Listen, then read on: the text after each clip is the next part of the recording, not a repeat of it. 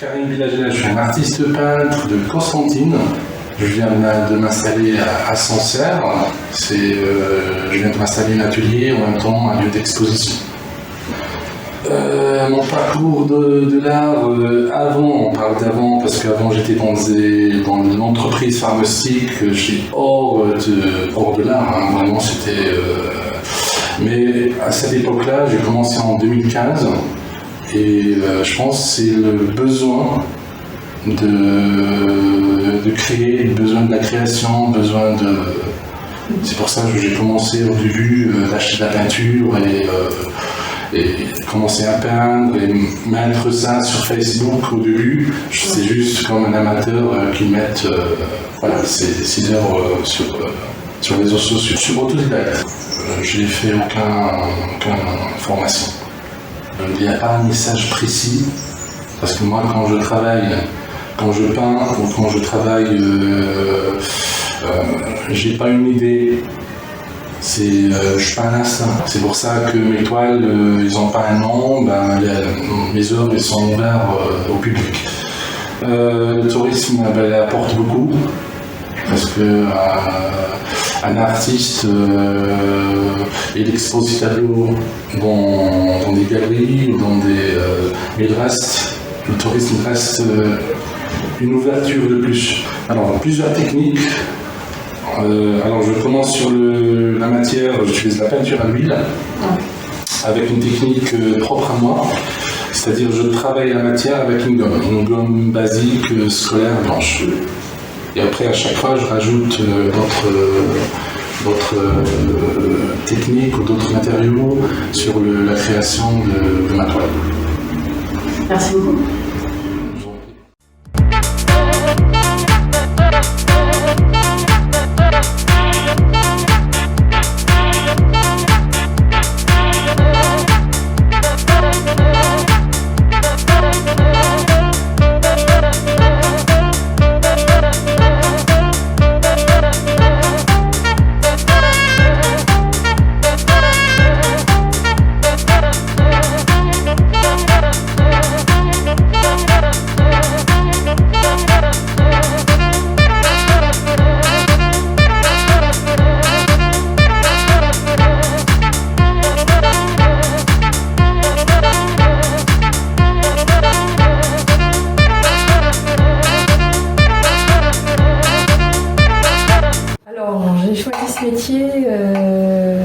Donc je travaille dans la céramique et par goût pour la matière, pour l'aspect modelable de la terre. J'adore ça depuis l'enfance, hein, j'ai toujours aimé modeler, sans jamais penser qu'effectivement j'en ferais mon métier. Mais voilà, il y a eu des circonstances de la vie qui ont fait que j'ai pu vraiment me lancer là-dedans et puis voilà, quoi, en faire un métier. J'ai suivi une formation de tournage en céramique pendant à peu près 1 an et demi en fait. J'ai passé 1 an et demi à apprendre le tournage et à l'issue de cette année et demie, j'ai passé un CAP de tournage en céramique donc, et ça a été le début de l'aspect professionnel de mon métier, puisque comme je vous disais j'en faisais déjà avant, mais à partir de là vraiment c'est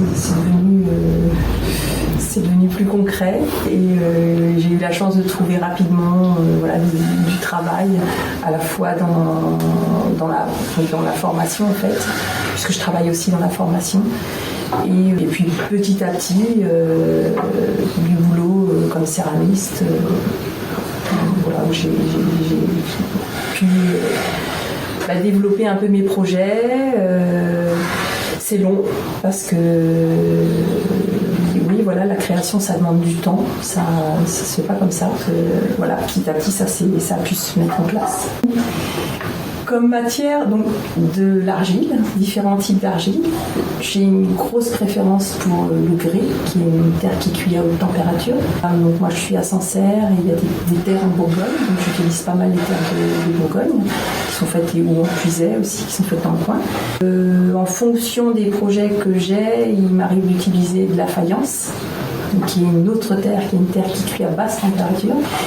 mais qui a d'autres qualités, qui se déforme moins à la cuisson, qui donc permet aussi de varier les couleurs plus qu'avec le grit.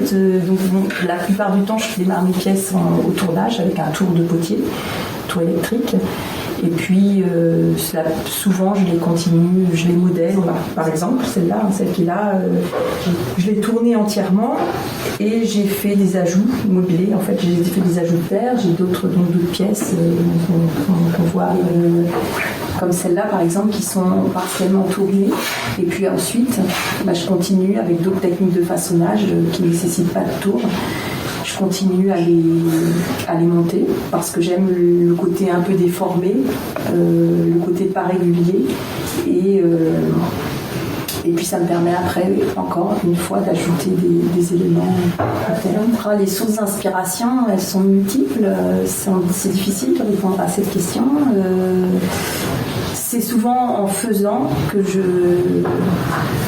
je trouve, ça peut être des choses, par exemple toutes ces pièces que je fais là, avec la terre rapportée comme ça, c'était partie de l'observation, enfin tout banalement, l'observation de la nature, de voir les arbres qu'on coupe, les branches qu'on coupe, tout ça m'avait un peu parlé aussi.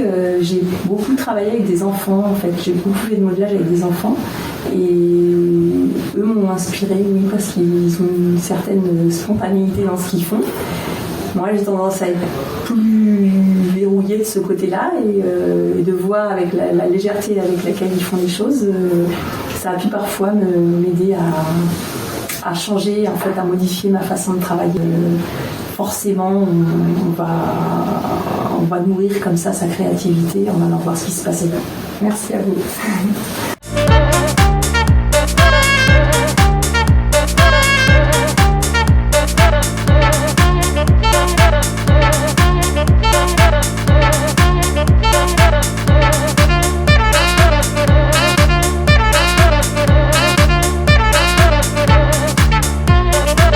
D'abord, j'étais fascinée par le théâtre.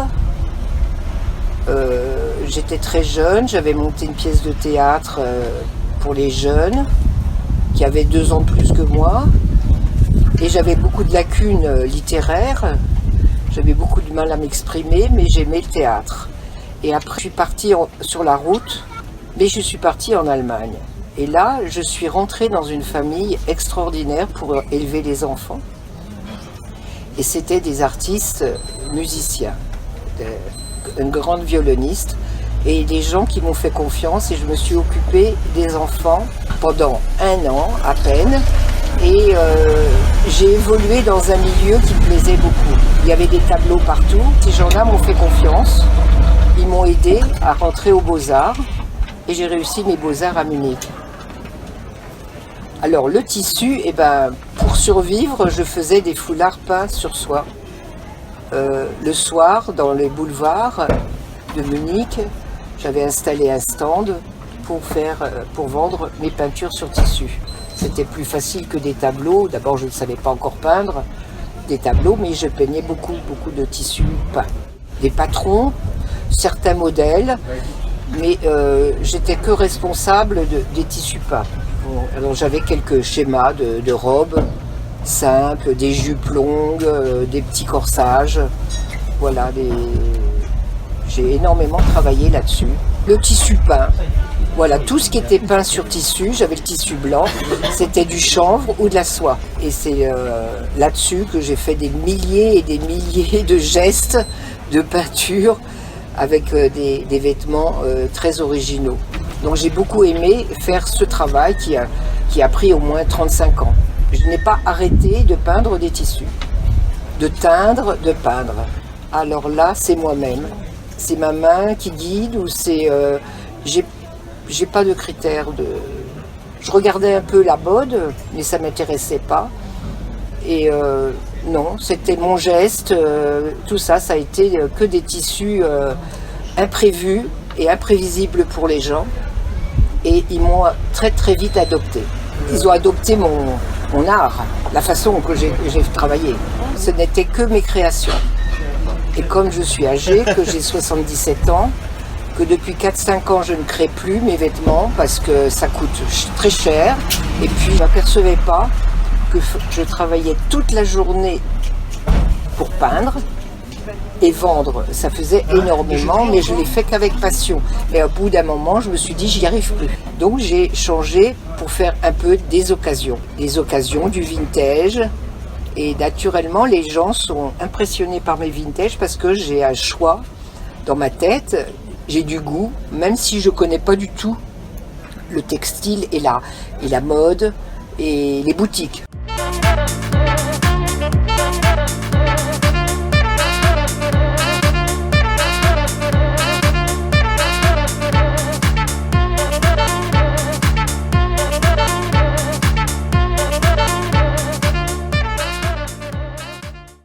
Guillaume Lacroix.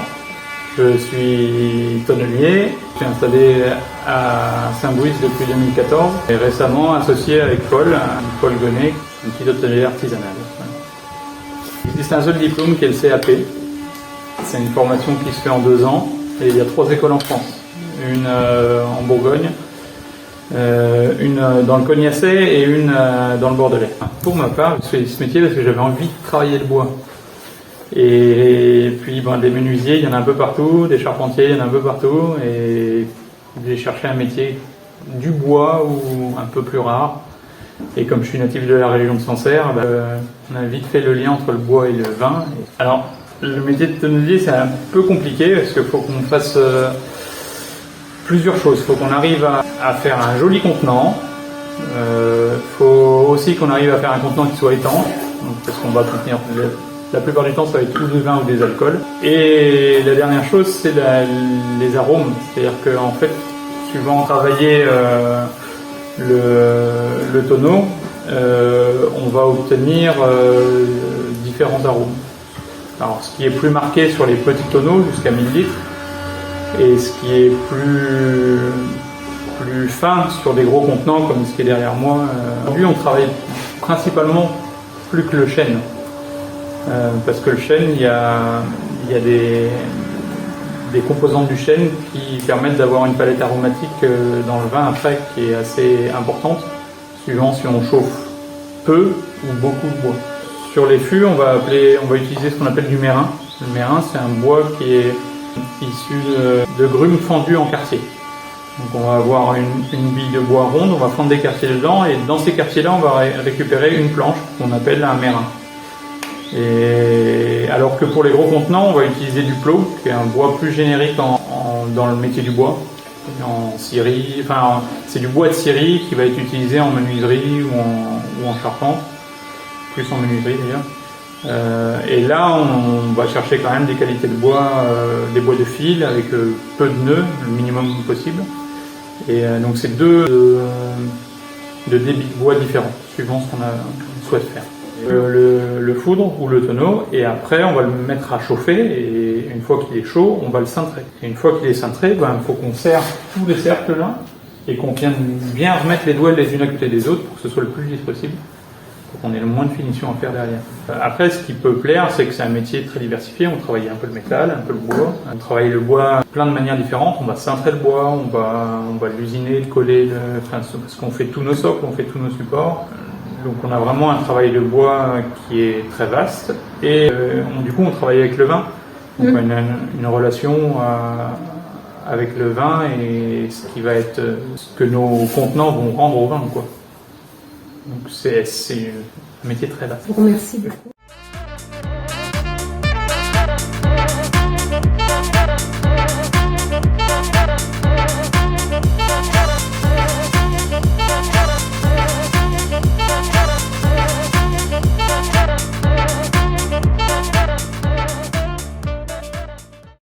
Alors pour ce métier, il y a une formation spécifique qui est une formation d'artisan savonnier. Il y a quelques organismes en France qui la proposent, et moi celle que j'ai faite c'est celle de Fort-Calquier, l'Université européenne des senteurs et saveurs. Alors du coup déjà, je ne sais pas si vous savez comment on fait un savon, mais dans un savon on utilise des matières grasses et des parfums, éventuellement des colorants et de la soude pour transformer la matière grasse en savon. Donc moi la matière grasse, je l'ai choisie le plus locale possible, c'est du saindoux. Je travaille avec de la graisse de porc j'achète un éleveur bio plein air intégral qui est dans la Nièvre, Samuel Delobbe. Et ensuite, toutes les autres matières premières, j'essaie de faire en sorte qu'elles soient au maximum françaises, en agriculture biologique toujours, et qu'il y ait une dynamique intéressante sur les fermes qui les produisent, enfin, en tout cas qu'on arrive à avoir des échanges et que ce soit de vrais partenaires. Du coup, j'utilise des huiles essentielles qui viennent de Bretagne. C'est assez rare, on n'en fabrique pas tant que ça en Bretagne, c'est plutôt dans le sud-est, normalement en France. Mais en Bretagne, la particularité, c'est qu'il fait plus doux et plus humide, et les odeurs sont donc plus rondes. Puisque comme pour le vin, ça change, le terroir change un peu la qualité des plantes. Et là, le terroir breton permet d'avoir des odeurs un peu plus rondes et douces que je préfère. Alors du coup, ça se conserve très bien plutôt. Alors si vous ne les ouvrez pas, il vaut mieux les conserver à l'ombre et pas trop au chaud. Et une fois que vous commencez à les utiliser, ce qui est très important, c'est qu'ils puissent sécher entre chaque utilisation. Sinon, ils vont fondre plus vite. Alors il y a un site en ligne, un site internet, il y a des points de vente localement, à Sancerre, à Ménétréol, quelques points de vente à Paris. Et puis après, c'est un peu quelques marchés, bouche à oreille, enfin il y a un petit peu de tous les moyens mixés. Alors ça fait qu'1 an que la société est créée, donc là je commence à voir qu'il va vraiment y avoir 2 saisons dans le Sancerrois. Une saison touristique où effectivement il y a du monde, plus de monde, et puis une saison qui va être un peu plus creuse. Tous les produits donc c'est un petit peu un hommage au berry. Moi je suis pas berrichonne, donc j'ai voulu un peu rendre hommage à tout ça. Du coup on a des savons qui portent les noms de personnalités du berry. Donc Georges pour Georges Sand, Henri pour Henri de Montfred, donc qui n'est pas berrichon mais qui a fini sa vie dans l'Indre et qui était un aventurier plutôt des mers du Sud, qui a vécu en Éthiopie. Honoré de Balzac qui a écrit un roman à Saint-Satur. Gérard, on ne le présente plus trop, mais qui est né à Châteauroux, Gérard Depardieu. Et Jean, duc de Berry. Et puis il y a le petit Sancerrois qui est la Secrète. La Secrète, pourquoi? Parce que son parfum c'est fleur de vigne, et que la fleur de vigne elle est quand même très fugace, on la sent pas très longtemps, et je pense qu'il n'y a que les gens qui travaillent dans les vignes qui savent qu'elles sentent bon. Alors, c'est des ateliers où on est maximum 6 personnes, et le but est d'apprendre à fabriquer son savon par saponification à froid, parce que c'est une technique qui ne consomme aucune énergie, on fait ça, voilà, c'est un process très manuel et très artisanal. Et donc chaque personne repart avec un petit bloc de 400 grammes de savon. Ça dure 3 heures et ça vous permet de comprendre un peu le process.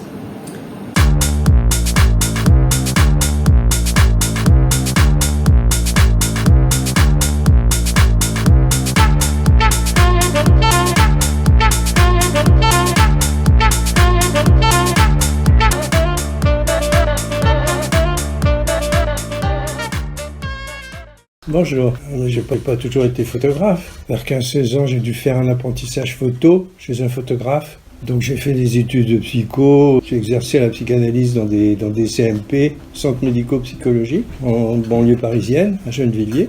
Et puis parallèlement à ça, j'ai toujours continué à faire de la photo. J'ai fait des stages photo. Ici, on vient par hasard, et bien en fait, ceux qui reviennent, c'est par choix, quoi, parce qu'ils aiment bien l'ambiance qu'ils trouvent, etc. Donc en fait, j'ai fait plusieurs expos chez Martine. Alors, je vais vous faire une réponse freudienne qui vous plaira peut-être pas. On choisit jamais un métier, même si on est dans la mouise, qu'on ne trouve pas de boulot, etc. On choisit jamais complètement par hasard. On choisit la photo, cette préférence pour le regard qui a fait que j'ai, depuis très longtemps, été très sensible à l'entour visuel. Donc c'est un peu pour ça que je me suis orienté vers la photo. Alors évidemment, ça n'en est pas resté là. Comme disait Freud, ça se sublime tout ça. C'est-à-dire si on reste au niveau de la satisfaction, on va pas très loin. Enfin, la motivation première, c'est ça. Assez tôt, il y a quelque chose qui se constitue en chacun, qui est une sorte de centre d'intérêt, on va dire comme ça, simple. Par exemple, moi, c'était autour du regard. J'ai essayé plusieurs voies artistiques. J'ai essayé les arts plastiques à Vincennes. C'était le bon temps, vous n'avez pas connu ça. La peinture, le dessin, la musique. Alors, j'utilise un Nikon Z7, qui est une petite merveille. C'est un bridge. Le système de visée est différent. Dans les appareils réflexes, la visée passe par un prisme. Quand on déclenche la photo, le rideau se lève, donc pendant un fragment de seconde, on ne voit plus l'image et hop, il se rebaisse. Et le bridge, il n'y a pas le rideau, il n'y a pas le prisme, c'est une visée directe à travers l'objectif. Donc c'est beaucoup plus intéressant, beaucoup plus précis. C'est plus léger comme appareil. Et je crois qu'il y a 45 millions de pixels. Enfin, c'est un truc, c'est bien quoi. On a un bon piqué. C'est ça l'appareil Z7 Nikon. Pas de publicité. J'ai souvent été Nikon. L'argentique a une qualité que je trouve intéressante, c'est que on peut travailler la pellicule comme un tableau presque, en rembobinant, faire des surexpositions, etc. C'est vraiment intéressant. Selon chaque situation qui est mise en place par chaque personnage. Par exemple, lui, vous voyez, caméra. Là, le gars là, avec les deux tables vertes, si vous êtes dessus. Bon, il était ici, hein, c'est cette table-là. C'était au vernissage de mon expo d'avant. Donc derrière, il y a mes photos que j'ai mises en noir et blanc, et puis j'ai flouté aussi pour pas trop déranger l'image. Par contre, lui, j'ai accentué le vert des tables à côté en brillance, quoi, un maximum, pour avoir cette espèce comme ça de stature très imposante, un peu comme un pape, quoi, ou un empereur. Ça, par exemple, celle-là, j'aime beaucoup dans celles qui sont isolées. Par exemple, le coup du pied qui dépasse un peu le cadre, ça c'est un petit coup d'œil à Caravage, qui a fait plusieurs fois comme ça dans des tableaux, des petits détails comme ça qui dépassent le cadre, qui donnent une illusion un peu de profondeur. Celle-là, elle est inspirée d'un tableau du Titien. C'est un portrait du cardinal Filippo Arquinto, qui est étonnante, vous verrez comme peinture. Il représente ce cardinal assis, comme ça rappelle un peu Bacon. Avec un rideau, il a peint un rideau qui arrive exactement au milieu de sa pupille droite. Ça, c'est la photo qu'on a fait à la fin. Donc, je les ai tous poussés les uns sur les autres, comme ça. Ça fait une taille.